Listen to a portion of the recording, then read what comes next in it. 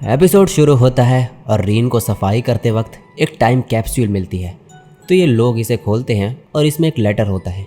Reign पढ़ती है तो रियो 10 ईयर्स इन द फ्यूचर, सच ये है कि मैं तुम्हें हमेशा से पसंद करती हूँ एंड आई होप कि 10 साल बाद भी हम फ्रेंड्स हैं। लेटर के लास्ट में रिंग लिखा होता है। ये कहती है ये मैंने नहीं लिखा है। ईजी बोलता है तो क्या इसका मतलब है कि 10 साल पहले भी ड्रामा क्लब में रीन नाम की लड़की थी। रीन मन में बोलती है ये लेटर पढ़ के लग रहा है कि ये एक तरफा प्यार था। ईजी बोलता है बेचारी रीन। तो ये बोलती है प्लीज़ मेरी तरफ ऐसे देख के रिएक्ट करना बंद करो। फिर प्रेसिडेंट के कहने पे ये लोग ये लेटर वापस रख देते हैं। नेक्स्ट सीन में ईजी बोलता है 10 साल बाद हम क्या करेंगे। ये कहती है हम तब स्टूडेंट्स नहीं रहेंगे। और फिर कहती है तब हम ग्रोन अप्स होंगे। फिर ये एक्टिंग करते हुए बोलती है शायद हम दोनों दूसरे लोगों के साथ होंगे। ये कहता है क्या इसका मतलब है कि 10 साल बाद लिटिल डेविल मेरे बारे में भूल जाएगी। रीन इसका हाथ पकड़ती है और बोलती है अगर तुम चाहते हो कि मैं तुम्हारे बारे में ना भूलूं तो मुझे कहीं जाने मत देना। ये सुन के ईजी जोर से चिल्लाता है। रीन हंसने लगती है तो ये बोलता है मेरी एक्टिंग बहुत इंप्रेसिव थी ना। फिर ये बोलता है तो नानाकुरा रीन अब से 10 साल बाद भी अगर तुम सुंदर गर्ल की तरह एक्ट करोगी तो क्या तुम तब भी 2 पोनीटेल्स बांधोगी। प्लीज़ मुझे दिखाना 10 साल बाद। ये सब सुन के रीन हंसने लगती है और कहती है आई होप कि 10 साल बाद हम जब अपनी टाइम कैप्सूल देखें तो तब भी हम ऐसे ही हंस रहे होंगे। नेक्स्ट सीन में रीन ईजी को बताती है कि न्यू ईयर में अपने रिलेटिव्स के वहाँ पर कल सुबह जा रही है। ये कहता है अभी आधी रात है तो तुम्हें तो अभी तक सो जाना चाहिए था। रीन कहती है कि ये अभी तक थकी नहीं है तो नींद नहीं आ रही। तो ये बोलता है लेकिन फिर तुम और ज़्यादा थक जाओगी। रीन कहती है ठीक है गुड नाइट। ईजी बोलता है ठीक है। ये कॉल नहीं काटती तो फिर ये बोलता है क्या तुम कॉल नहीं काटने वाली हो, क्या तुम चाहती हो कि मैं तुम्हें सुलाऊं। ये खुश हो जाती है और फिर लाइट बंद करके लेट जाती है। ईजी कहता है तुम बहुत बिगड़ गई हो। नेक्स्ट सीन में ये श्राइन आए होते हैं। रीन बोलती है सेनपाई तुमने क्या विश मांगी। ये बोलता है वो एक सीक्रेट है।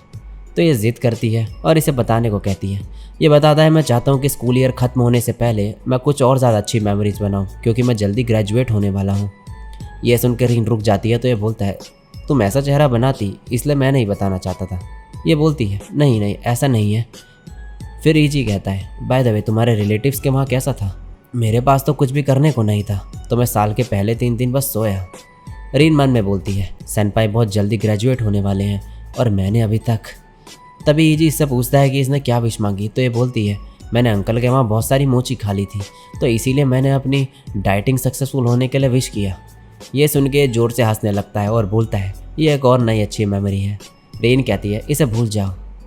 नेक्स्ट सीन में इन लोगों का फेयरवेल परफॉर्मेंस होने वाला होता है और इस बार प्ले में ईजी भी होता है। ये लोग स्नो वाइट का प्ले करने वाले होते हैं। ईजी अपनी स्क्रिप्ट में देखता है कि ये पॉइजन्ड एप्पल खा के नींद में चले जाएगा और इसका बस इतना ही रोल है। रीन हंसती है और बोलती है ये तुम्हारे लिए परफेक्ट रोल है। फिर ये आगे की स्क्रिप्ट पढ़ती है। इसमें लिखा होता है कि एंड में प्रिंस की नींद किस करके खुलेगी। किस वर्ड सुन के ये दोनों एम्बेरस हो जाते हैं। नेक्स्ट सीन में रीन मैगू से टेक्स्ट पे बात कर रही होती है। रीन बोलती है कि इसे ईजी को अपनी फीलिंग्स के बारे में अच्छे से बताना है। मैगू कहती है ये सब फॉर्मेलिटीज़ की ज़रूरत नहीं है, तुम दोनों ऑलरेडी एक दूसरे के लिए सेम फील करती हो। फिर ये पूछती है कि अभी वहाँ का मूड कैसा है। तो रीन बोलती है कि वो मर गया है। उसने बोला कि वो मेरे साथ एक्टिंग करने वाला है तो वो इसे सीरियसली लेगा। वो जब से आया है डैड होने की रिहर्सल कर रहा है। मैगू कहती है लगता है ये लव है। इससे चीज़ें अब और क्लियर हो गई हैं। मुझे सच में नहीं लगता कि कोई और फॉर्मेलिटीज़ की ज़रूरत है। मैं श्योर हूँ कि वो पागल हो जाएगा जब तुम उसे बताओगे कि तुम उसे लाइक करती हो। रीन कहती है ठीक है थैंक यू। तभी इसे प्रेसिडेंट बुलाता है। ये कहता है हम ड्वार्फ से इसे नहीं उठा पा रहे हैं तो तुम हमारी हेल्प कर दो। रीन इसके गाल पे उंगली लगाती है तो ईजी उछल के चिल्लाने लगता है। ये सुन के सब लोग हंसने लगते हैं। नेक्स्ट सीन में चल रही होती हैं। ईजी के फुटस्टेप्स के निशान बर्फ़ पे पड़ रहे होते हैं। बर्फ़ बहुत ज़्यादा होती है। रीन इन्हीं फुटस्टेप के ऊपर चलने लगती है। ईजी ये देखता है ये गोल गोल चलने लगता है। फिर रीन कहती है ये तुम कहाँ जा रहे हो। ये बोलता है ये फेयर नहीं है, तुम्हारे लिए ये बहुत आसान हो रहा है, ऐसा नहीं चलेगा, अब तुम आगे से चलो कूल गर्ल। रीन एक्टिंग करते हुए कहती है सब मुझ पे छोड़ दो। लेकिन फिर कहती है ये सही नहीं है। तो ईजी बोलता है मैं तो मजाक कर रहा था। रीन कहती है लगता है मुझे तुम्हारे बगल पे ही चलना चाहिए। ईजी कहता है ओह तो क्या तुम मेरे साथ रहना चाहती हो। ये कहती है मेरा मतलब सिर्फ साथ में चलने से था। नेक्स्ट सीन में ये रेन के क्लास में होते हैं। ईजी इसकी सीट के बगल में बैठा होता है और बोलता है अगर हम सेम क्लास में होते हैं तो क्या मैं तुम्हारे बगल पे बैठता। फिर ये दोनों एक्टिंग करने लगते हैं कि ये दोनों कैसे एक दूसरे से बात करते हैं। रीन अपनी डेस्क इसकी तरफ खिसकाते हुए कहती है ईजी मैं अपनी बुक भूल गई तो क्या मैं अपनी डेस्क शिफ्ट कर लूँ। ये कहता है अगर क्लास में बाकी लोग भी होते तो क्या तुम फिर भी ऐसा करती? रीन कहती है एम्बेरस होने पे एक्ट नहीं किया जा सकता। ईजी इसकी तरफ देखते हुए कहता है लेकिन अभी तो तुम लाल हो गई हो। नेक्स्ट सीन में रीन कहती है सेनपाई अगर तुम ज़्यादा एक्साइटेड हो जाओगे तो लाइन भूल जाओगे। ईजी कहता है ये लास्ट बार है, लेकिन जब से मैंने ड्रामा क्लब ज्वाइन किया है सबसे ज़्यादा मज़ेदार होगा ये। अगर हम दोबारा कभी ऐसे शो कर पाए तो बहुत अच्छा होगा। रीन कहती है सेनपाई प्ले के बाद मुझे तुमसे कुछ बात करनी है। मुझे इसमें बहुत टाइम लगा, लेकिन अब मुझे लगता है कि तुम्हें ये बात बता सकती हूँ मैं। फिर ये यहाँ से चले जाती है। नेक्स्ट सीन में ये लोग एक्ट कर रहे होते हैं। ईजी एप्पल खा के नींद में चला गया होता है, तो अब रीन इसे किस करने के लिए आगे बढ़ती है और मन में बोलती है मैंने कभी नोटिस नहीं किया कि सेनपाई की आईलैशेस इतने बड़े हैं। ये जैसे ही आगे बढ़ती है लाइट बंद हो जाती है, जिसकी वजह से ईजी थोड़ा हिलता है। रीन शॉक्ड रह जाती है। तभी लाइट जलती है।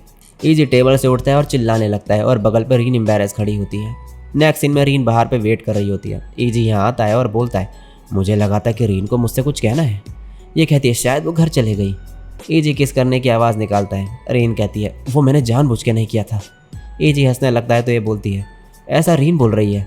ईजी यहाँ से जाने लगता है तो रीन अपने बाल खुल के इसकी तरफ जाती है और बोलती है एक्सक्यूज़ मी, क्या तुम्हें पता है ड्रामा क्लब रूम कहाँ पर है? ये कहता है तुम न्यू स्टूडेंट हो? तो ये हाँ बोलती है। ईजी कहता है मैं क्लब का प्रेसिडेंट किटाहामा ईजी हूँ। ये कहती है मैं नानाकुरा रीन हूँ। फिर ये दोनों हंसने लगते हैं। तब यहाँ बर्फ़ पड़ने लगती है। ईजी कहता है ये मेरे लिए एम्बैरेसिंग है, पर मैं जानना चाहता हूँ कि तुम क्या कहने वाली थी। रीन इसका हाथ पकड़ती है और बोलती है मैं हमेशा से। अब सीन शिफ्ट होता है। आज इनकी ग्रेजुएशन सेरेमनी होती है। ये लोग डिसाइड करते हैं कि अगर आज कोई सेरेमनी के टाइम पे हंसेगा या रोएगा तो वो लूज़र होगा। अब ये लोग हॉल में होते हैं। प्रिंसिपल अपनी स्पीच दे रहे होते हैं।